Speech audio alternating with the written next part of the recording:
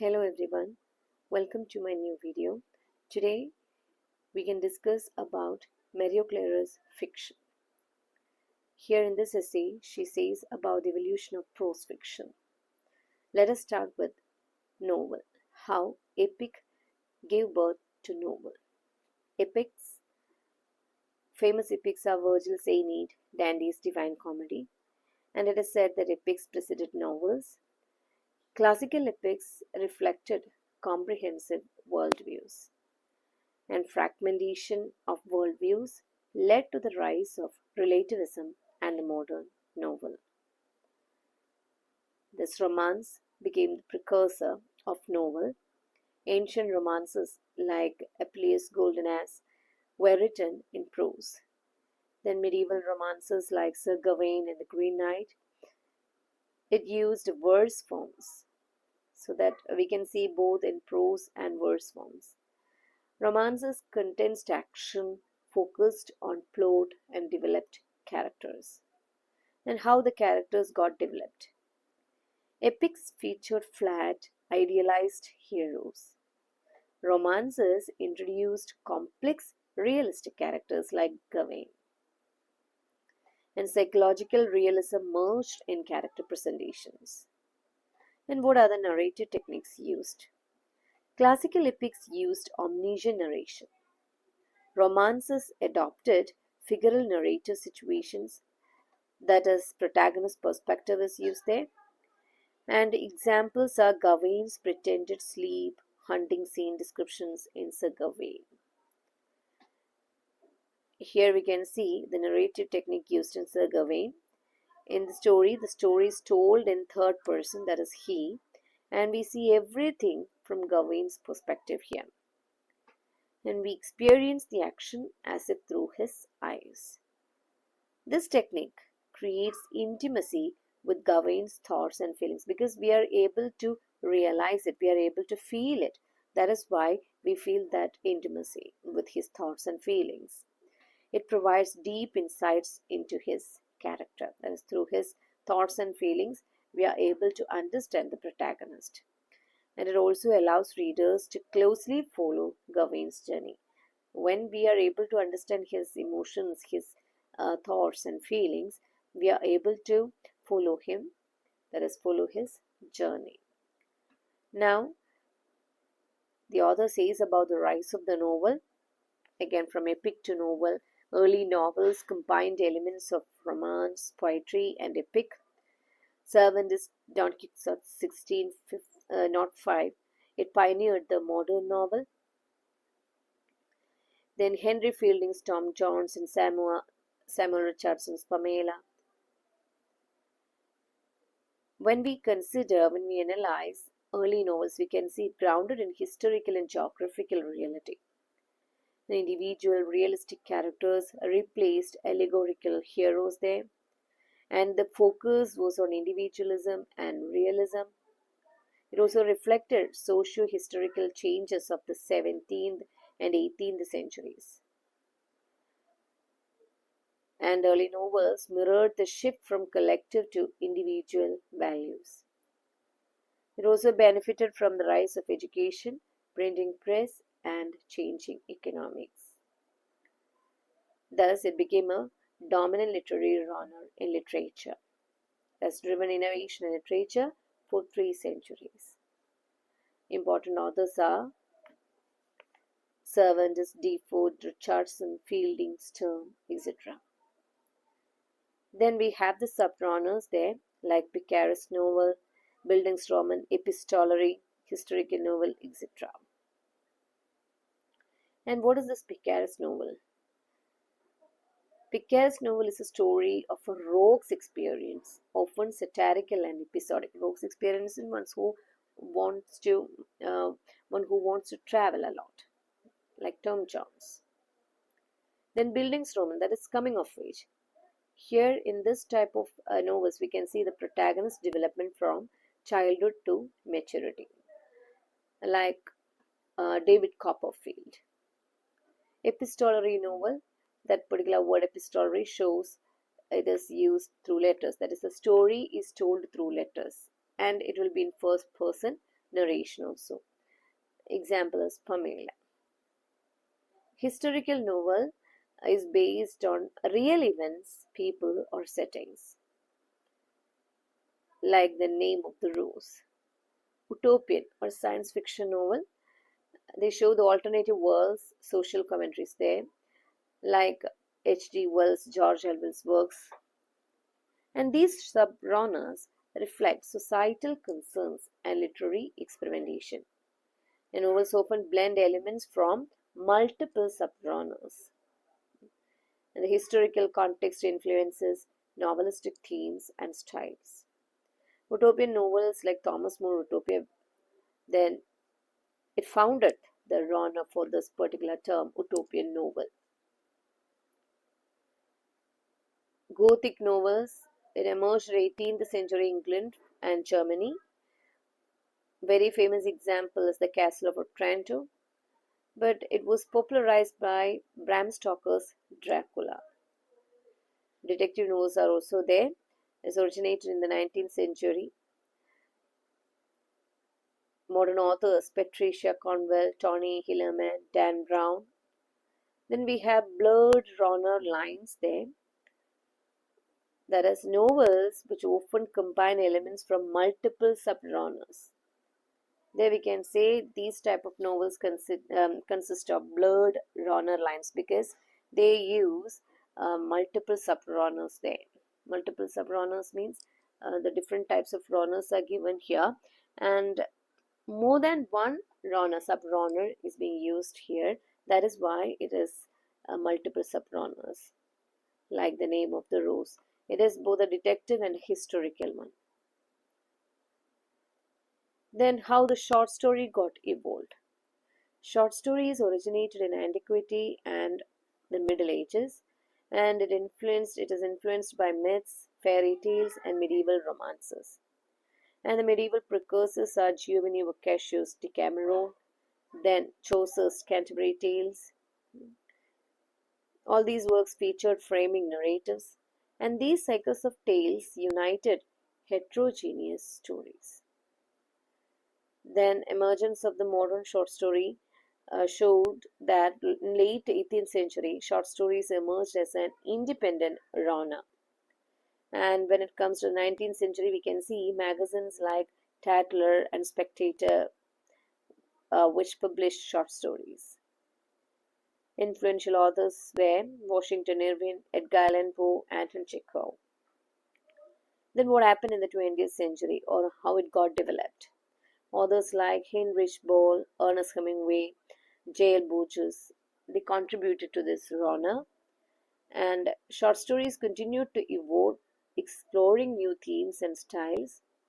We can see the unity of impression there, that is readable in one sitting, and these short stories have selective plot focused on one central moment, and we can see the accelerated suspense, often starting in media.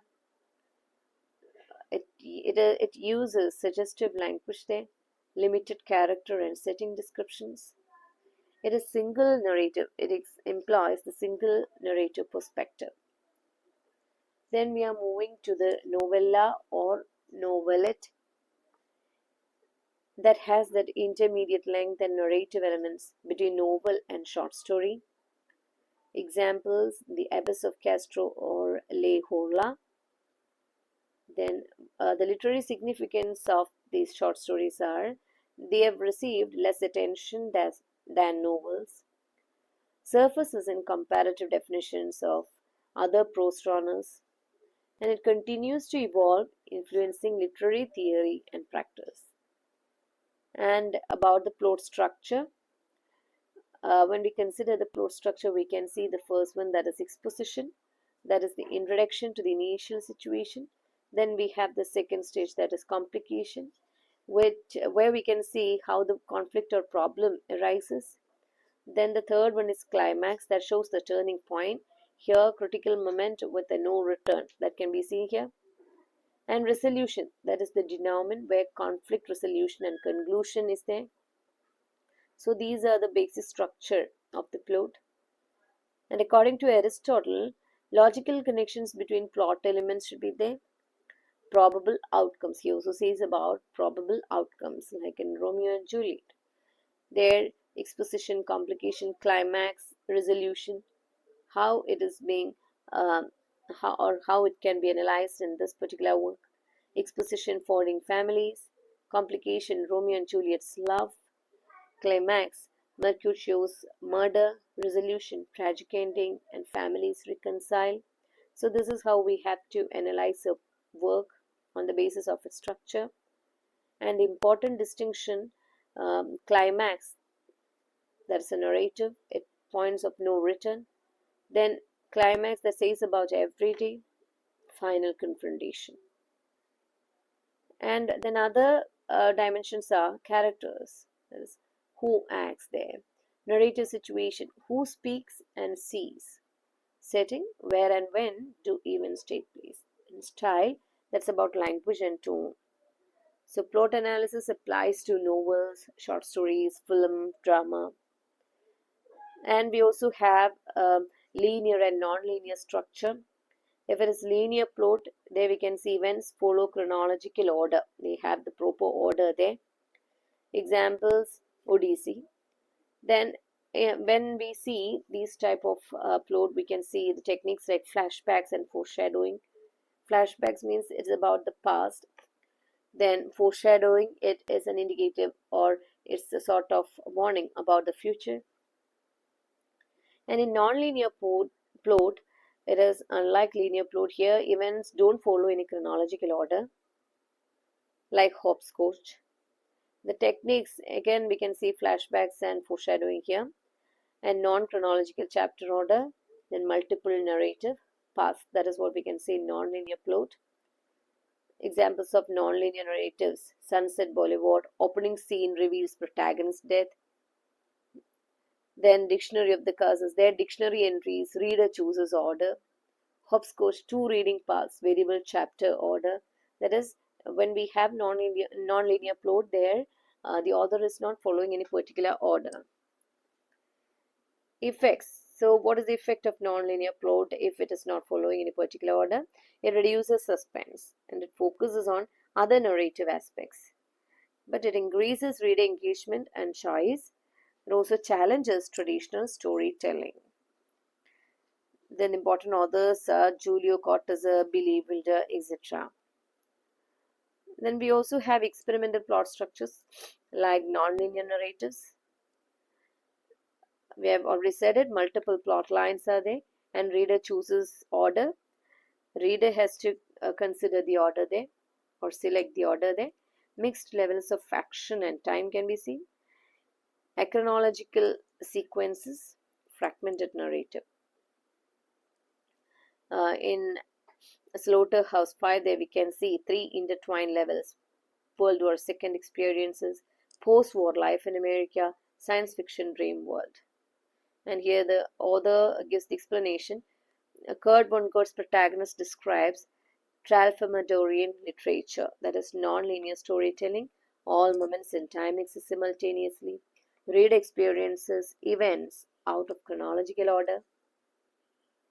Then experimental plot structures challenge traditional storytelling. It increase reader engagement, reflect complexities of human experience. And important authors and works: Julio Cortázar, then Kurt Vonnegut. And what are the postmodernist narratives? Kurt Vonnegut's technique, nonlinear narrative, interwoven plot lines, and it conveys shell-shocked protagonist, fragmented mind, and parallel presentations of different experiences. Then we are influenced by the visual arts also, challenges traditional literary structure, applies spatial simultaneous representation to literature, inspired by 18th century theorists like Gotthold Ephraim Lessing's distinction.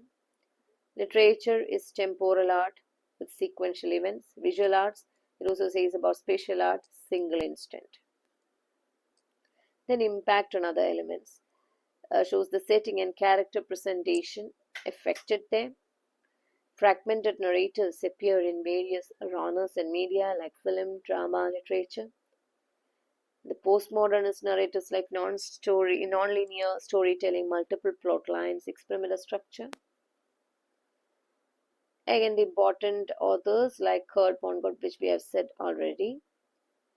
Now we are moving to the analysis of character. We have different types of characters, mainly flat and round. Flat is typified characters. They represent general traits or abstract ideas. Round is complex character, which is multidimensional, nuanced, and detailed. And its origin came by British author E.M. Forster, who coined the terms flat and round characters.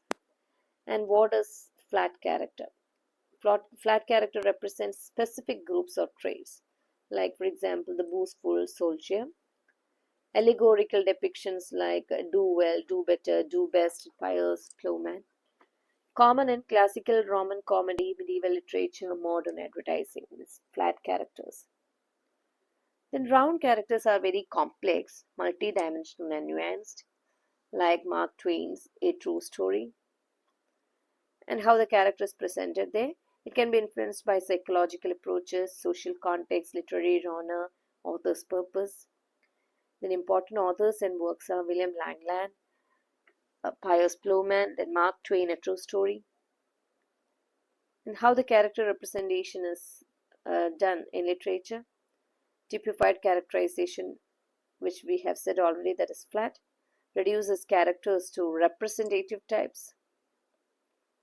And what is the purpose of typified characterization? Stylistic feature for short stories, frames the narrative, and it also highlights patterns of oppression like race, class, gender is shown there.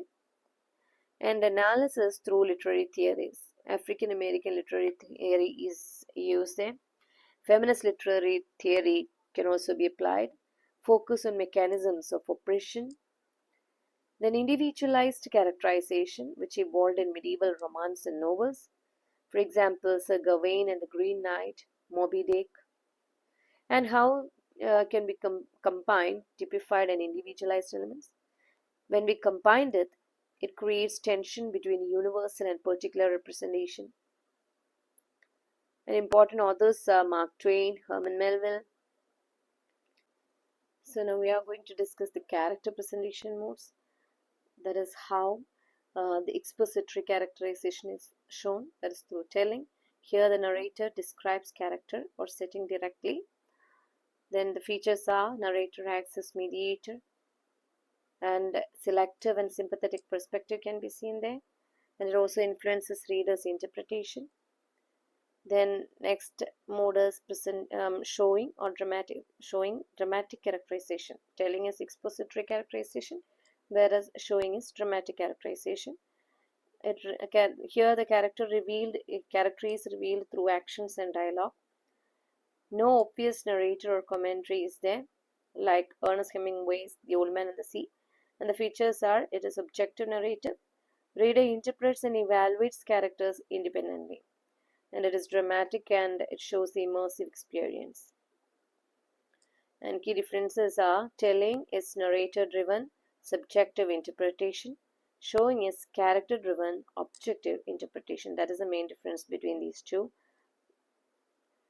And important authors are Victor Hugo, Ernest Hemingway. And the techniques for character presentation. We have already said that different types of characters like flat, which is typified, round, which is individualized. And examples, Ernest Hemingway, Manuel Puig, etc. And here the dramatic presentation appears objective but has a specific perspective there. And the modes of presentation often blend description plus dialogue. And the character presentation linked to the narrative situation. The narrative situation is that explores relationships between narrator, reader, and story, and it also addresses aspects of character presentation and narrative voice. And now the narrative situation in fiction. Two key aspects are there. Narrative voice, that is who speaks, then focalization, who sees.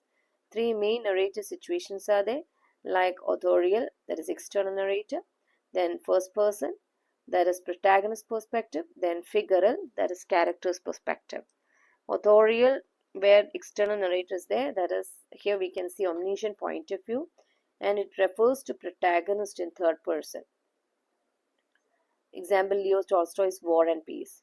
Then first person shows the protagonist's perspective. The protagonist narrates their own story, uses I to refer to themselves. And figural, it shows the character's perspective. Third person narration from a character's point of view. It is limited to that character's knowledge.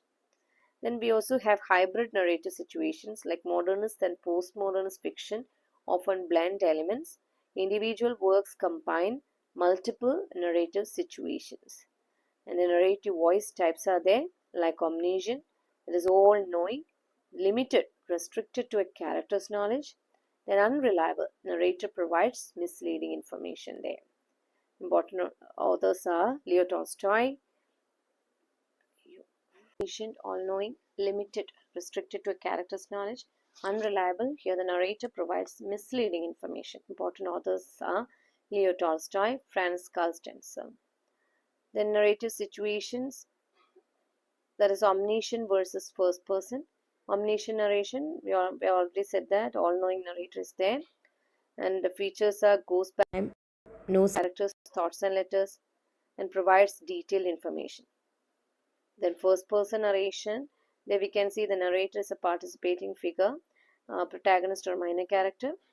Example, Lawrence Stern's Tristram Shandy. Then here the protagonist is like a narrator, autobiographical style is there. Minor character can be a narrator. And the advantages of first person narration: authentic representation of subjective experiences, and it also creates intimacy with the protagonist, can mystify the protagonist using a minor character narrator. Important authors Lawrence Stern, Tristram Shandy, then Charles Dickens, David Copperfield, etc. And the figural narrative situation shows the character-driven narrative. No intended is there. The reader experiences action through character's perspective. Then stream of consciousness technique focuses on character's inner world. No narrator is there, only characters' thoughts and reactions can be seen. Related techniques are interior monologue, free indirect discourse, etc. And it is influenced by Sigmund Freud's psychoanalysis. Examples, James Joyce, Ulysses. We have some more examples here. And the narrative techniques in modernism and postmodernism. Different types of narrators are there, like homodiegetic, which is the part of the story, heterodiegetic, which is not part of the story. A narrator presents as overt, recognizable narrator is there, covert, barely noticeable narrator can be there. And the focalization can also be different: internal, external, zero. Internal shows the character's point of view, external shows the narrator's point of view, and zero shows the omniscient point of view. Example, William Faulkner, The Sound and the Fury. Virginia Woolf's Mrs. Dalloway. Then we have some more examples here. Then setting in literature, there we have the location, historical period, and social surroundings of a story, the context that supports action, characters and narrative situation, and the different types of settings can also be seen, like physical, that is geographical location is there, temporal, that shows the time period, social, that is cultural or economic and political context. And again we have some more examples like William Shakespeare's Hamlet, and some other examples are also given there. And what all are the functions of setting? It establishes mood and atmosphere. It influences character development and supports narrative structure, and it also provides historical and cultural context. Then we have important authors like James Joyce, William Shakespeare, etc. And the features are, here authors choose settings to enhance story meaning. The settings can be real or fictional, and the settings can influence character, actions, and decision. And what's the power of setting in literature? Setting's role is that it establishes atmosphere and mood. It also influences character development, supports the narrative structure of the work. It provides historical and cultural context. And examples, for example, Virginia Woolf's Mrs. Dalloway. And the setting has its own impact also. It creates symbolism, and it unites fragmented narratives there, like for example Mrs. Dalloway's multiple perspectives, and it establishes time and location. And we have again important authors like Italo Calvino, Edgar Allan Poe, Virginia Woolf, etc. The interconnectedness of literary elements, especially Virginia Woolf's Mrs. Dalloway, can be taken as an example. Here, the setting is London with specific locations and temporal references. Then it integrates elements of cubism, projecting multiple perspectives simultaneously, and the characters' mental reflections interweave with setting. So the literary elements like plot, setting, point of view, characters gain meaning through interaction. And analysis should consider interdependence, not isolation. The structural analysis should reveal the purpose of literary elements. And the literary devices are cubism, that's inspired narrative structure, temporal and spatial elements, the subjective narrators, interconnected mental reflections. So, implications for analysis like consider multiple perspectives, examine how elements interact, reveal the author's purpose. So, this is all about fiction by Mario Klarer. Hope all of you have understood it. Thank you.